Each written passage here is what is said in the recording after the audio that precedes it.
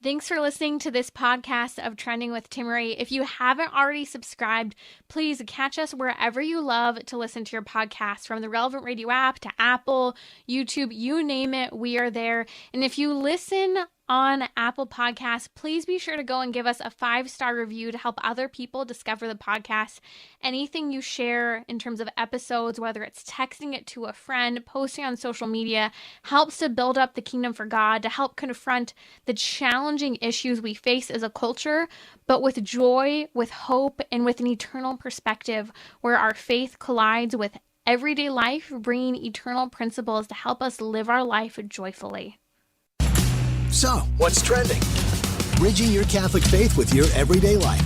You're listening to Trending with Timmerie on Relevant Radio.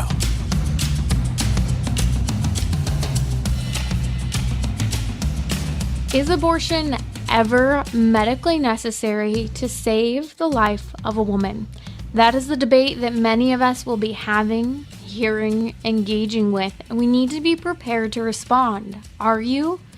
Do you hear of life-threatening situations for a mother who's pregnant? And maybe you consider that abortion might just be the most merciful and kind option? Well, we're going to give you the real truth and answer, so stay with me, and we're going to talk about maybe you're feeling a little disheartened and concerned as you hear about various judges in various states blocking, such as Louisiana and some weeks ago in Michigan, blocking pro-life laws from going into effect. Listen, Roe versus Wade has been overturned, but that doesn't change anything when it comes to activist judges sitting on benches not doing their job, choosing to do what they want to do when it comes to abortion. And so this is going to take some time to work out, but the Supreme Court did issue a warning to these judges. We're going to talk about that, why we shouldn't lose hope, the good news to come, and onward and upward with a battle for life, because more than ever before is possible on the pro-life front. And we need everyone in all areas, sidewalks, in front of the abortion clinic, pro-life pregnancy centers, being involved legally, education. We're going to talk about that later on today. Joining me now is Father Tim Grumbach. He's from the Archdiocese of Los Angeles. He is the chaplain at Bishop Alemany High School in the Archdiocese of Los Angeles.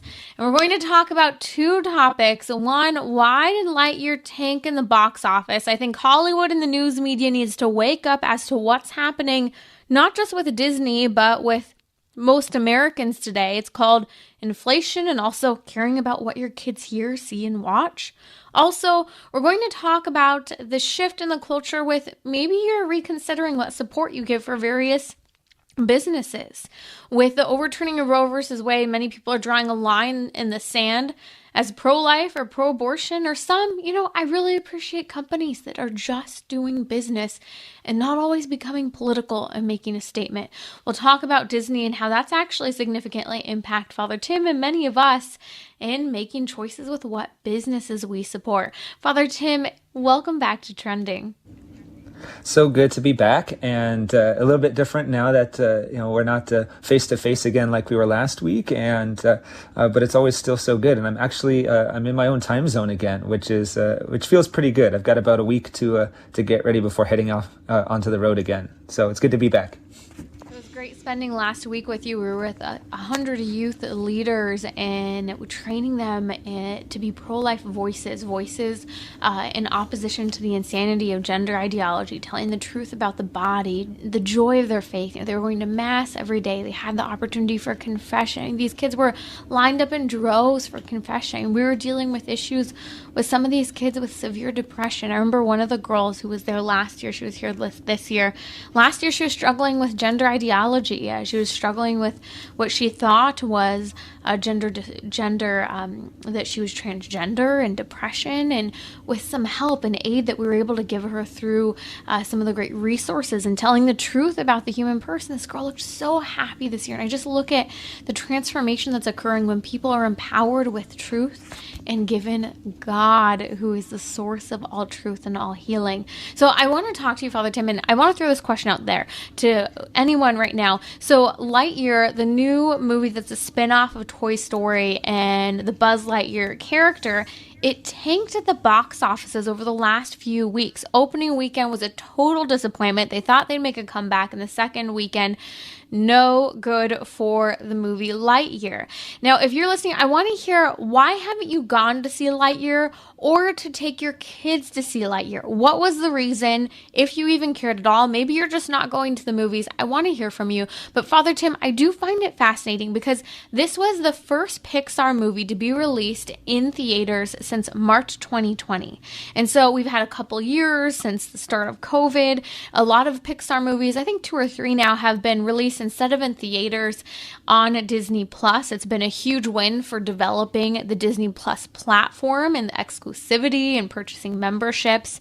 But I do think it's interesting because I think that the media and Hollywood commentary has it wrong as to why Lightyear tanked.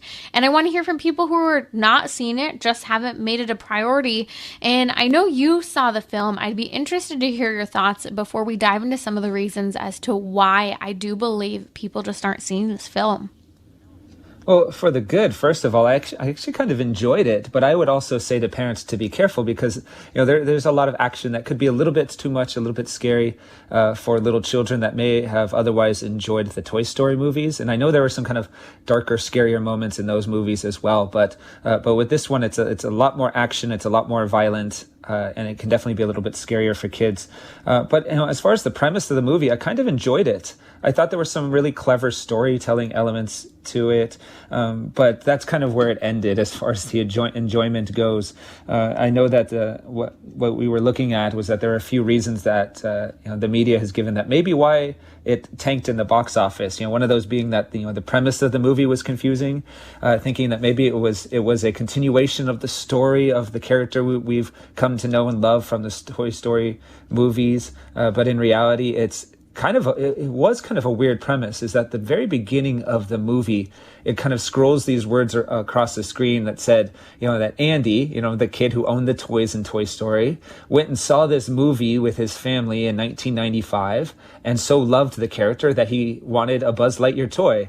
And that the toy that we got to know in the Toy Story movies is based off of the character in this movie, which was supposed to be the movie that he saw in 1995, right? Confusing enough? Yes. That's maybe one reason why people weren't so interested in it when they found out it wasn't about the character that they have come to know and to love.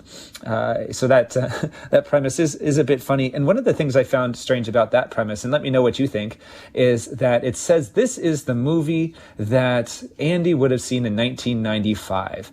And as we'll see later, is one of the other possible premises for why people did not go to see this movie, was that there is a prominent to the story same-sex relationship in that movie. And I find it very hard to believe that in 1995 that a family movie would have had that kind of relationship so explicit in a movie like that. And so, I know it's just kind of a silly, little detail they put at the beginning of the movie to give a premise to it.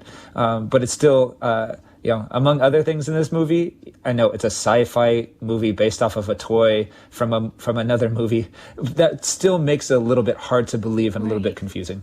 Is that a movie that they would have made in 1995 if that is supposed to be the historical setting in which they put it? It makes me laugh because Disney Plus has all of these warnings on their films now.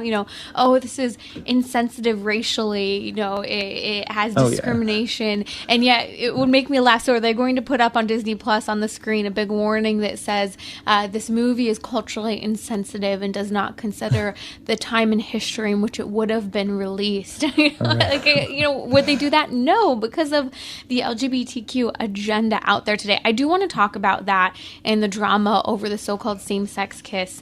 But before we get there, I do think it's in some ways perhaps a little more simple than that as to why people didn't go to see this film. And I was really fascinated that I really wasn't seeing this response from news media, or especially Hollywood reporters commenting on why no one went to see it.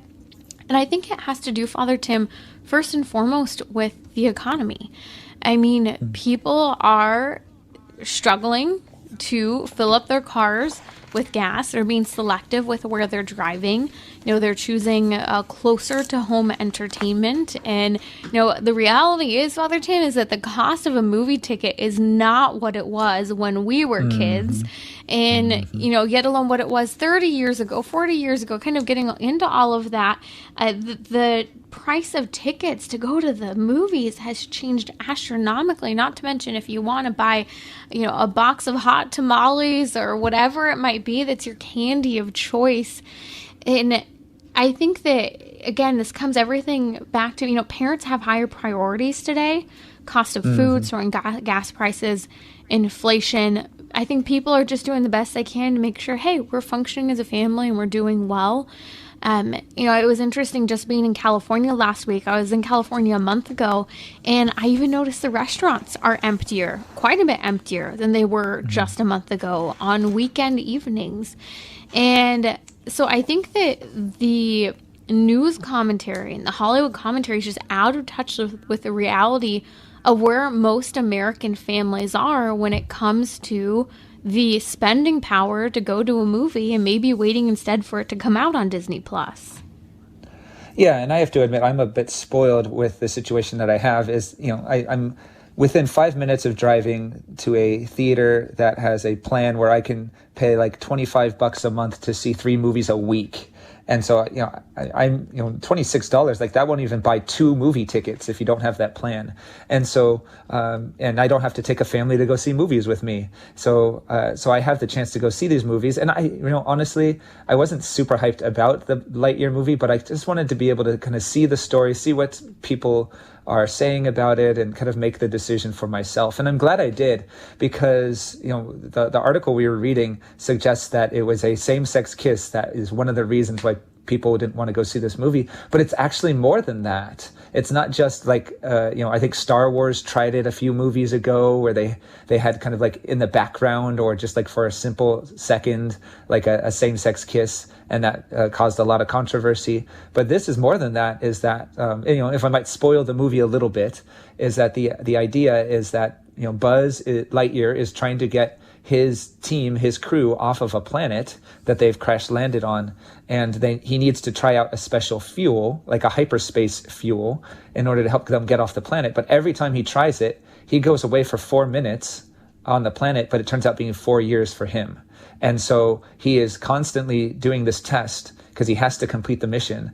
And so every time he goes, 4 years passes on the planet, and then he's his best friend, one time he comes back, has this big gaudy gold wedding ring, like they want to make sure the audience doesn't miss it, on her hand, and it's almost like nothing, like oh, you got married? Yeah, she's wonderful. And so you have the same-sex relationship just like that, and there's no like questioning about it. It's like, oh no, this is supposed to be very normal.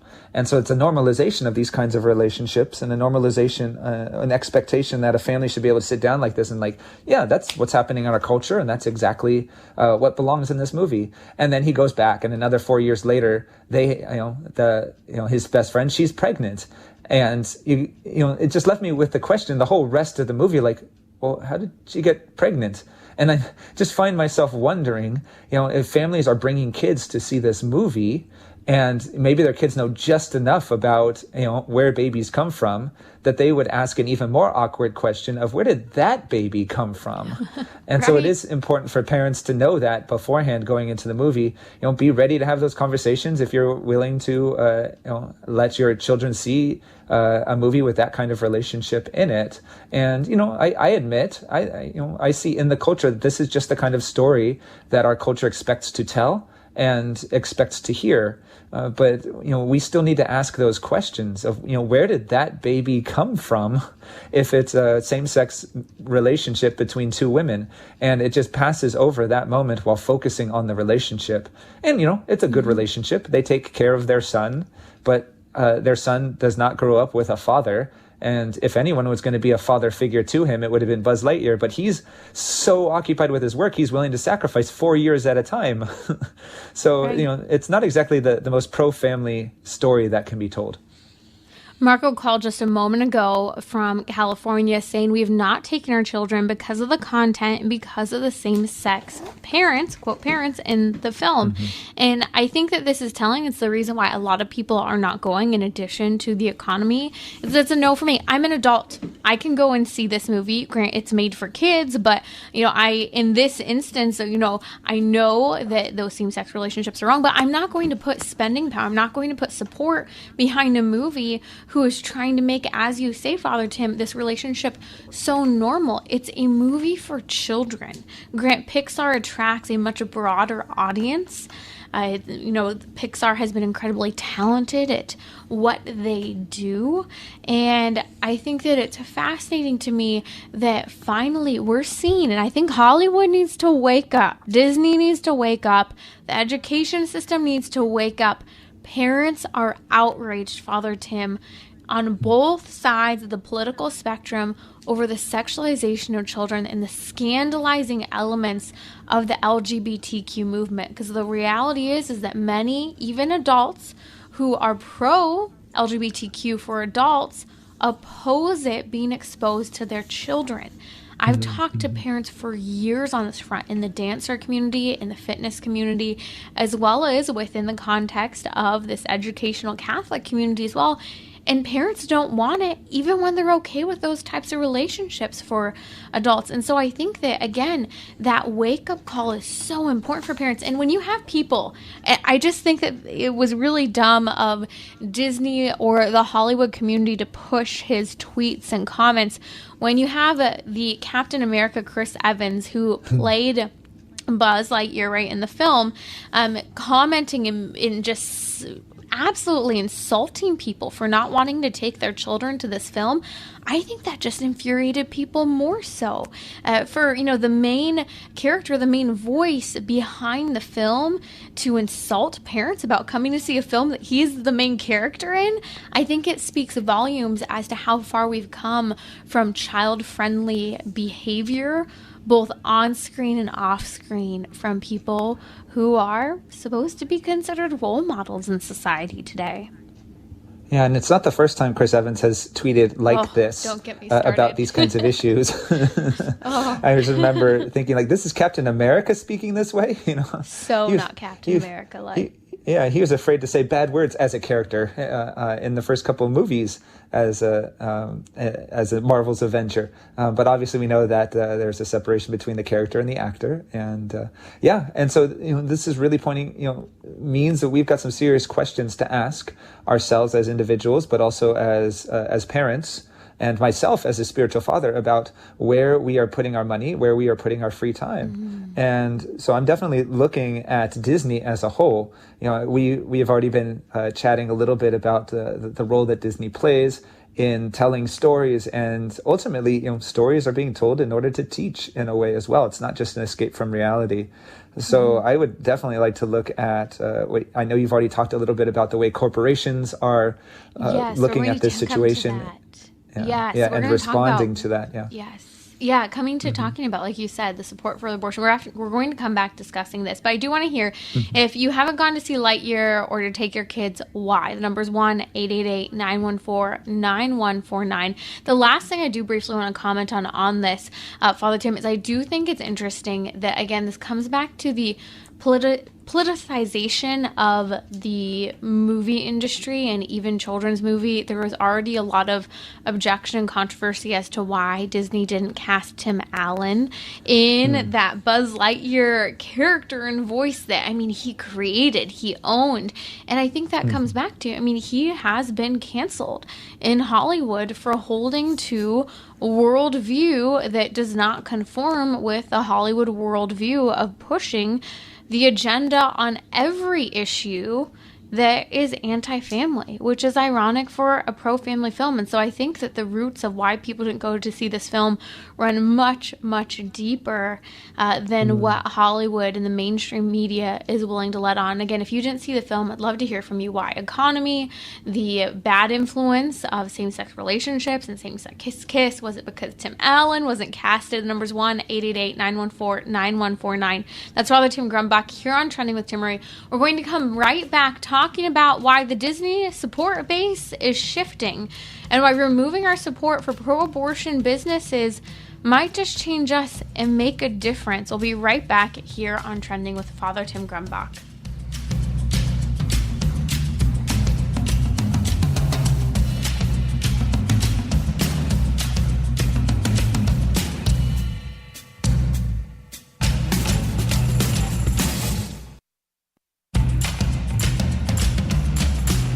So, what's trending?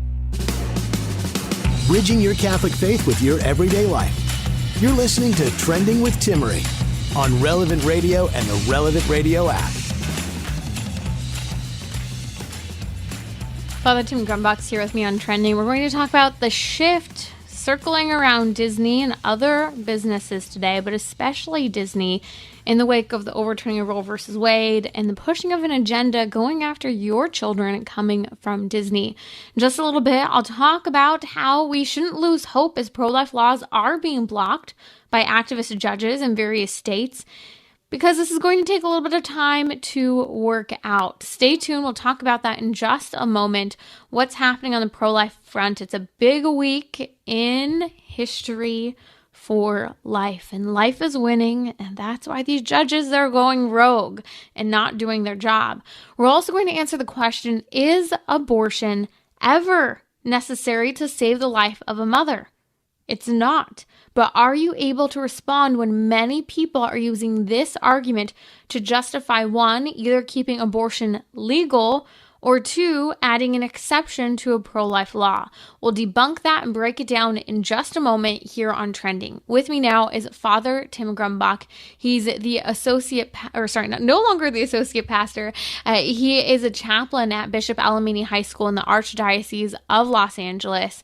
And Father Tim, I know you and I have gone to Disneyland together. We've loved in the past Disney movies, Disney rides. We're both Southern California natives. Disneyland was a part of our bloodstream growing up.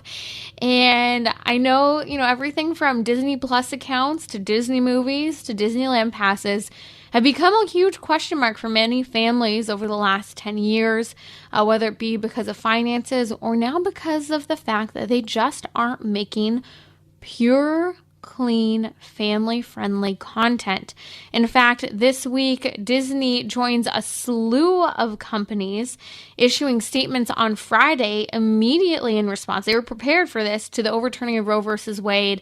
They made it very clear that staff will continue to receive travel benefits to cover, quote, medical situations, including, quote, family planning, including pregnancy-related decisions. Can you share your initial reaction to this radical pro-abortion move to say, as the businesses, including Disney, a so-called family-friendly business, that will pay to have your kids killed even though that's who we make content for? Yeah, my initial response is I need just as radical a response. And, I had to sit down and pray about this a little bit and think about, where is the Lord asking me to be present at this moment? So what I've kind of prayed and discerned so far is that I'm not renewing my annual pass, the magic key that they call it, because that's coming up in less than a couple months. Is I could renew my pass at the end of August, because that's when I got it last year, and that might not sound like such a dramatic or radical action, but Disneyland being something I grew up with, it's been something, a place of rest and rejuvenation. As strange as that might sound, I know it's not that for families with little kids when they go, but for myself. Yeah, it is fun. For myself, it's something special that, I can go with friends. I can go kind of at the end of the day and hang out for a couple hours and maybe run into some people that I see there regularly, or, run into some friends I didn't expect to see there. Just last week I went in the afternoon and ran into somebody that I'd done some youth ministry stuff with years ago. And then while I was going to find them, ran into some of my seniors that had just graduated from Alamany. And so it's just it's a cool place to run into people. But it's just so strange to have to kind of pray about this and think, maybe it's just a myth, who knows? But, Walt Disney started Disneyland as a place where people can find themselves in the midst of a story and not necessarily get lost, or like escape from the real world, but to find themselves a part of a story, that they're not on the outside of it, but they're actually within it. And there's something really human about that. It's about telling stories, not just telling stories, but being part of stories. And so that's what I love about Disneyland. But then now I have to see that it's become a bit more of that. Obviously, we've seen over the last few years that maybe it exists now to make money, right? Or to push an agenda. You could look at it negatively like that. So I've had to ask the question, can I separate my love for the experience from the corporation and the decisions that they're making and the agenda that they're expressing? And that's something I'm still praying about and figuring out the right way to do that. Because if I, pull away my little bit of support, if I don't renew my pass, if when I'm there, I kind of make a resolution not to buy anything, am I, in some way affecting the people who work there? Or am I, in a way, actually making some kind of stand against a corporation that is, as soon as the Dobbs decision is put out, here's, their wording to their employees, to their cast members and their families. It says that, they're going to, comprehensive access to, including family planning and reproductive care. We know exactly what they mean when they say that, that they will offer. They have a travel benefit that's going to cover medical situations related to, this is good, cancer treatments, transplants, rare disease treatment, but then family planning, including pregnancy-related decisions. And so there's something, I don't want to just throw the word demonic out there, but this is how the demonic works, is that you mean one specific thing, and it's an evil thing, the evil of abortion, but you're not going to use that language. You're going to use another more comforting language to try to, again, normalize it and to make it seem as if this is a good thing that we're providing. And so it was just really disheartening to read that, and but also consider, this has been in place for them for a long time, hasn't it? So if they're saying, oh, we're going to continue this, and we're going to give you travel to other states if you have to access abortion, then clearly it means that they've already, they've already got a plan for this. They've already been providing that kind of support. And so I just have to really, deeply consider now, am I willing to sacrifice this part of my, my rejuvenation, this part of my free time and leisure and recreation, in order to, even if not just to make a political statement of my own, a stance against this corporation who's providing something evil, am I willing, Jesus was asking me in prayer the other night, are you courageous enough to make this sacrifice? And I'm just like, it's barely a sacrifice, honestly, me having a Disney pass is almost like living out the upper middle class dream. And as a priest, that's not exactly what I've been ordained for. And so these are things I've had to wrestle for. It's not a bad thing for me to have a Disney pass, right?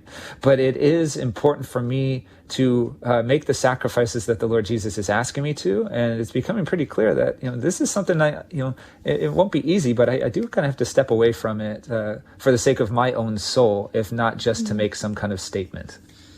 And I think that includes everything from, okay, I'm not going to go and see the Buzz Lightyear movie. And, even if you don't have kids who are influenced by this, or can talk to them about it. Or, I'm not going to go to Disneyland, or I'm not going to pay for that Disney Plus account. On one end of the spectrum, I think we love to think that if enough of us do this, Disney will hear, and they very well may. I think that they are hearing from parents, and I do think enough parents on both sides of the political spectrum, on both sides of many of these issues, are actually making it very clear with their spending power that they're not okay with the push for LGBTQ content or the push for travel expenses, all-inclusive travel expenses for out-of-state so-called abortion care, the killing of a baby in the taking of a mother's child, and telling her that that's normal and okay, and that that's what businesses do, even though businesses do that because then they spend less money on onboarding new employees and on interviewing processes. And the whole thing, all of it, again, it has two perspectives. One, we can make a positive influence when enough people stop supporting these organizations. But the other side of it, Father Tim, that I think you brought up that is so important is, yes, you can still have a Disneyland pass. You can still keep going to Disneyland. Disneyland, as you said, is a place of rest, rejuvenation, and fun. And that's something that we could all use and need, especially in society today. But can I Or am I being called to make the sacrifice of letting go of this form of fun and entertainment? And I think it's kind of in some ways similar, although slightly different to, for example, businesses such as Bank of America have supported the abortion movement for years. Susan B. Anthony has supported, Susie B. Coleman, the cancer organization raising money, has supported the pro-abortion movement for years, which is counterproductive because abortion causes breast cancer. We can talk about that another day. And you even have places such as Salvation Army, Father Tim, that supports abortion. I refuse to donate to Salvation Army because they support the abortion movement. Is it likely that my, clothes and items that I'm giving are directly going to support abortion? No, but, I think that there is this point where we don't need to kill ourselves over these issues in terms of trying to not support all these businesses. But these little sacrifices, Father Tim, are a form of mortification. I was wondering if you could speak a little bit to why mortification is good for us and why, choosing not to do a Disney Plus account or whatever it might be could actually make a change in us and set a good example, especially for those who are looking to us. Yeah, it's because mortification is a way of prayer.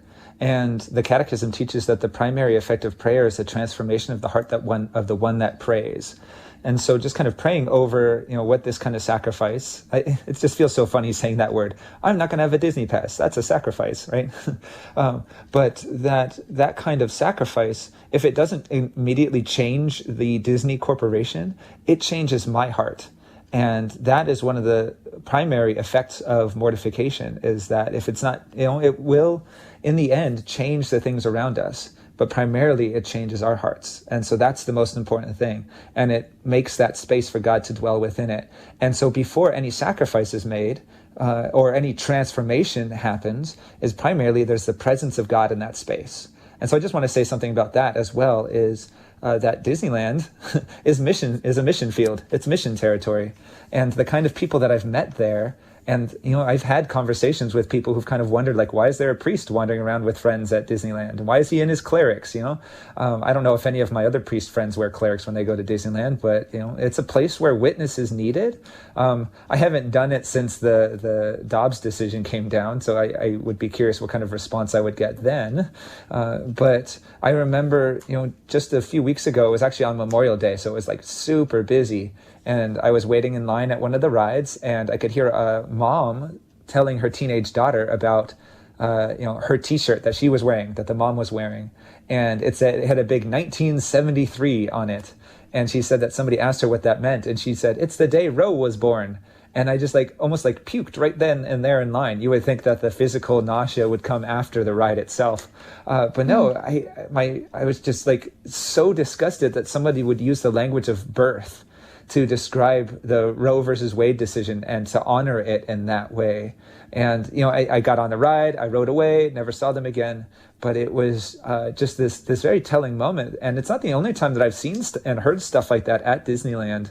I remember seeing some, couples walking around. That I think there was a shirt with the Disney font that said something like, childless Disney adult. And I'm like, oh yeah, that's something to be proud about.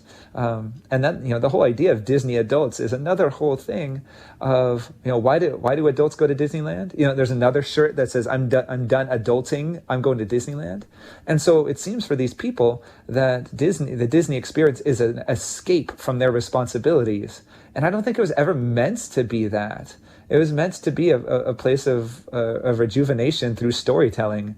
And what has it become? It's become a place where this, Roe versus Wade generation could run away from their responsibilities. Just another place to do that, I would dare say. And so I have to be aware of when I'm letting that happen in my own heart. And so that's why I go and looking at this mortification very seriously, not as just, it should be easy, it's no big deal, but as something where my heart still needs a lot of transformation. And when I do go, because I've still paid for the pass, that's another sacrifice. Do I, not use what I've paid for? Or do I continue to enjoy it and treat it like a mission field? So there's a lot of prayer going into this. And again, it might not seem like a big deal to some people, but when it's, it's a part of my childhood, it's a part of the way that I minister to people. there are some serious sacrifices that are to be considered for the sake of my own soul too. And Father Tim, you remind me when we talk about mortification, the small sacrifice of giving up something like a Disneyland pass, a a Disney Plus account, or not going to see a movie such as Buzz Lightyear. Each of those have its different place, but it reminds me of what my producer Jim just said, and that is Mother Teresa when she said, not all of us can do great things, but we can do small things with great love.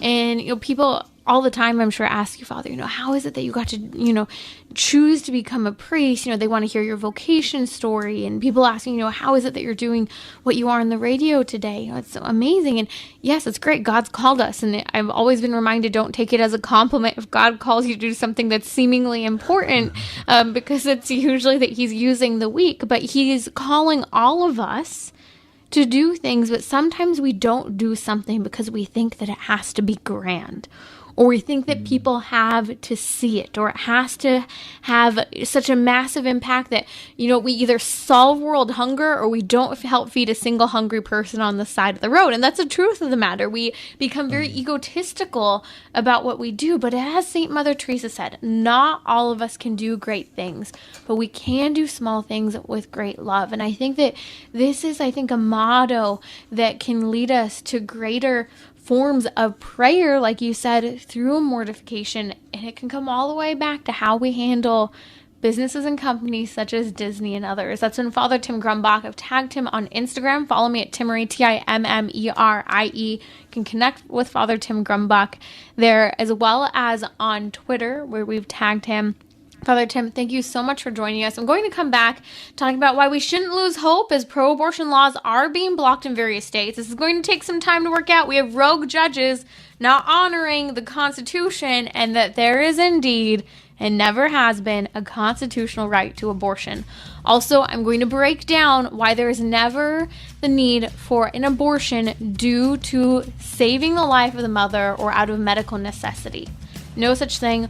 This is a myth. We will debunk this in just a moment.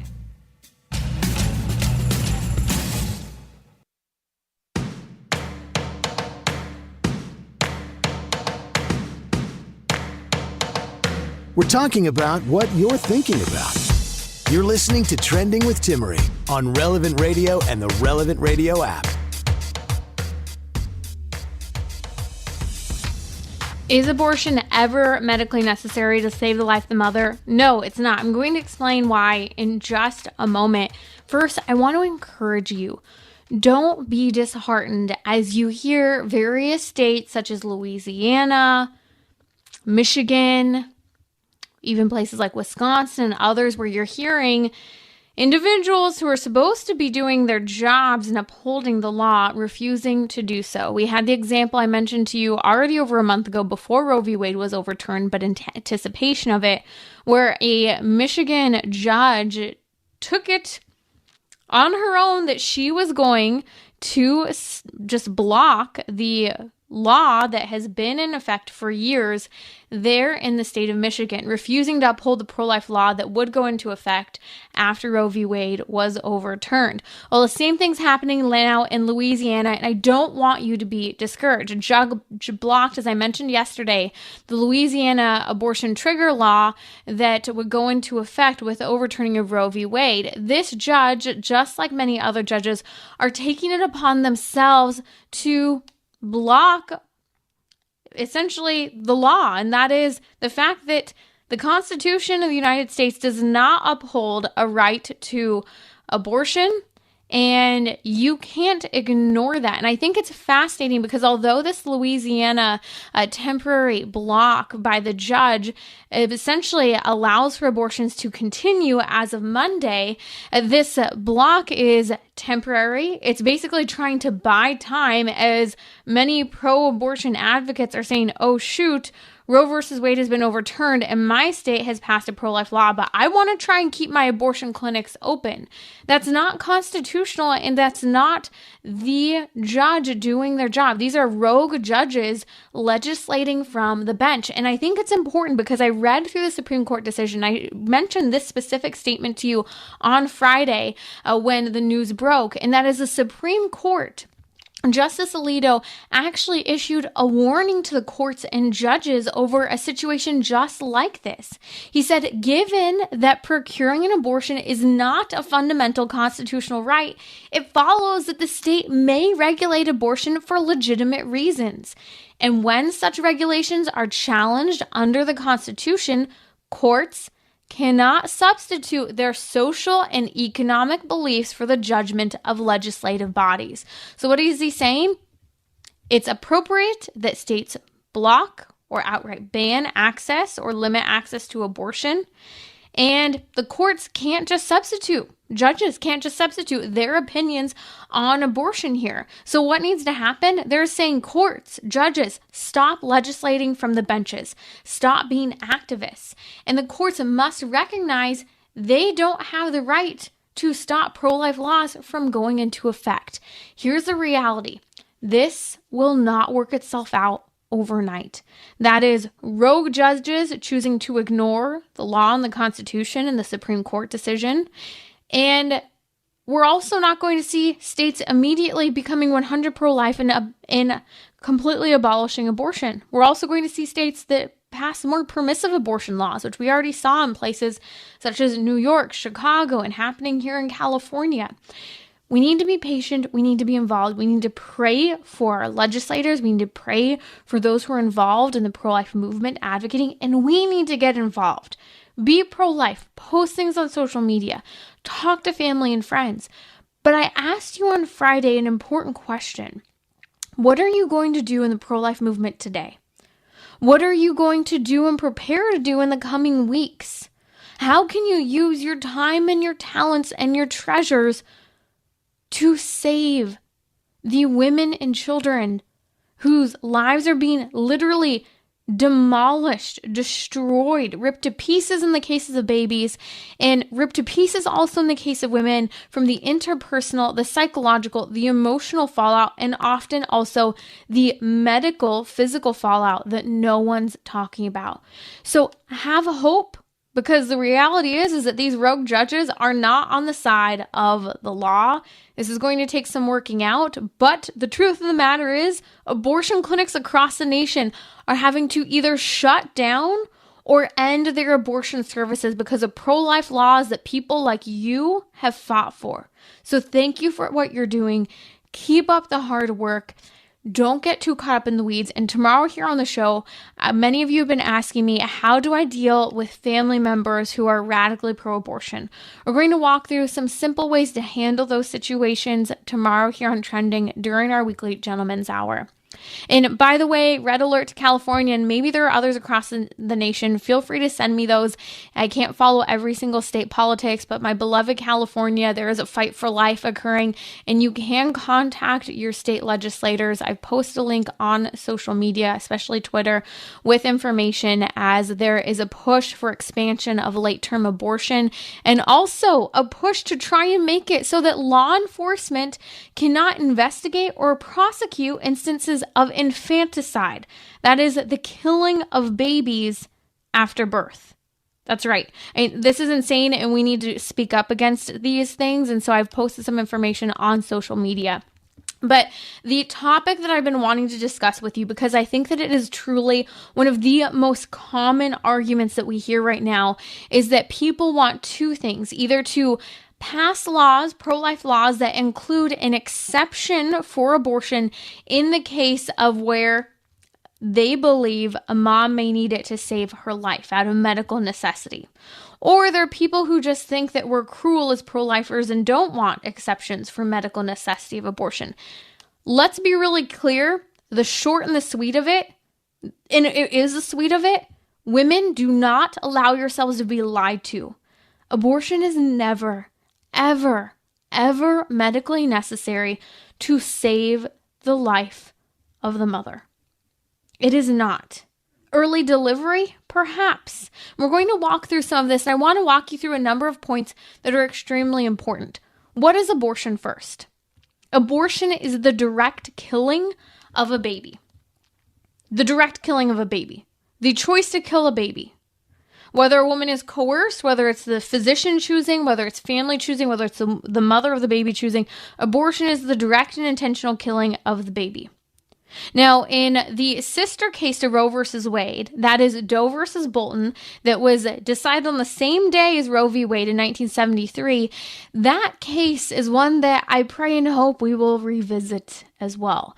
And that case gave women access to abortion under a very broad term, and that was health. I'm putting air quotes up for those who are with me on Instagram Live now, because this health exception was very broad. It included, for example, I'm quoting from the decision, physical, emotional, psychological, and familial ... well-being. So anything having to do with any reason women might say for mental health, physical health, emotional health, familial health, that they want an abortion, this so-called health exception is what was brought up under Doe versus Bolton in 1973, and it's a part of what we are going to have to fight against.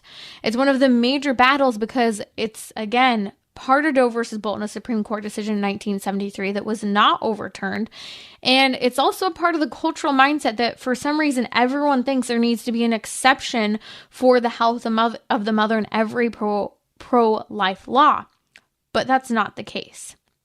There's no acceptable, arguable claim for why anyone should need an abortion for any reason. Early delivery of a baby, preterm labor, cesarean section at an earlier gestational age, even an age that could be more detrimental to a baby that's not fully developed, is something totally separate from the direct killing of a baby. This is why I love that phrase that the pro-life movement has upheld for years. Save them both. Life-saving care for both mother and baby.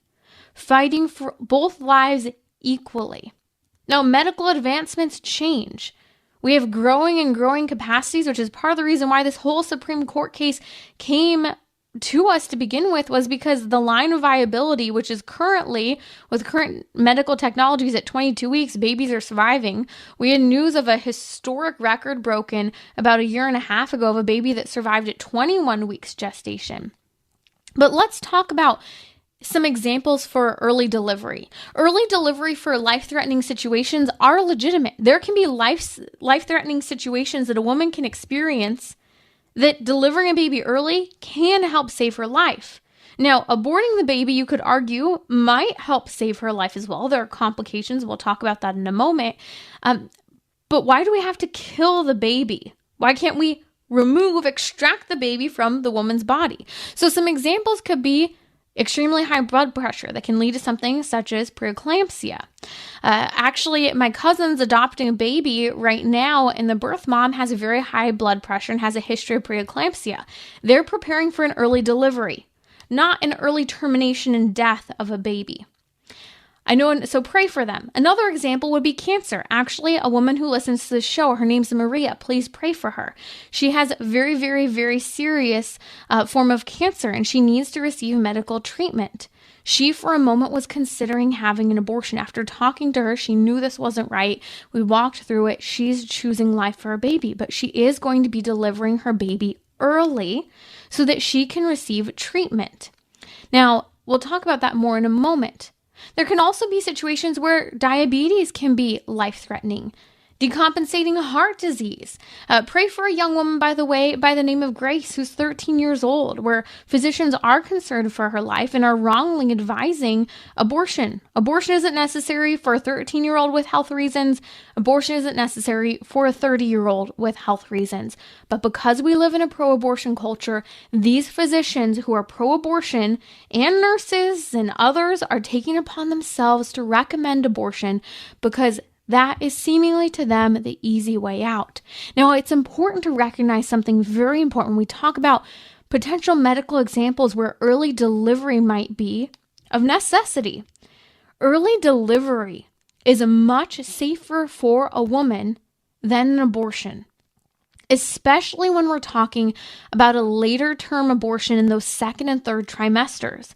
Because the reality is that when people talk about life-threatening situations where they think a woman needs an abortion, it's usually in the later part of the second and third trimester. Well, late-term abortions are a 2 to 3 day process. A emergency delivery of a baby through induction or cesarean section could happen within an hour. That's far, far safer for a woman. Again, life-saving care, early delivery, perhaps, not at the direct killing of a baby through abortion. Now, Dr. Anthony Levantino, who, by the way, was an abortionist, but took a change of heart and actually spent 9 years in residence at a hospital designed to take care of specifically one type of women. That was high-risk women, high-risk pregnancies. He said he saw hundreds of cases, I'm quoting him, hundreds of cases of really severe pregnancy complications. He said, I saved hundreds of women from life-threatening pregnancies. And I did that by delivering the babies, by ending their pregnancy by delivery, either by induction or cesarean section. He says, in all of those years, the number of babies that I had to deliberately kill in an abortion was 0. None. This is a man who worked as a physician treating women with high-risk pregnancies and delivering their babies, and not once did he come across any medical necessity to save the life of the mother. Early delivery, yes.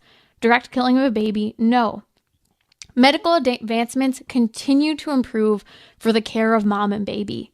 Harmful medical treatments for a baby that is good for a mom is different than the direct killing of a baby. Chemotherapy could unfortunately cause a miscarriage if a woman chose that. Or, as in the case of Maria, pray for her, and others who are choosing to forego chemotherapy until after a baby's born. That's a heroic choice. But again, she didn't choose an abortion. She could have chosen various treatments like chemo that could have been dangerous for a baby, but that didn't kill the baby. That's the pro-life choice. This is Timmerie from Trending with Timmerie. Wednesday is our weekly Gentleman's Hour, and we are taking your questions. Anything gentleman goes, questions you might otherwise and may or may not ask your mom, your sisters. We're also going to talk about how to deal with relatives who are pro-abortion, especially as the topic's a little hot right now in conversation and animosity might be building. Join me Wednesday, 6 p.m. Central on Relevant Radio or the Relevant Radio app.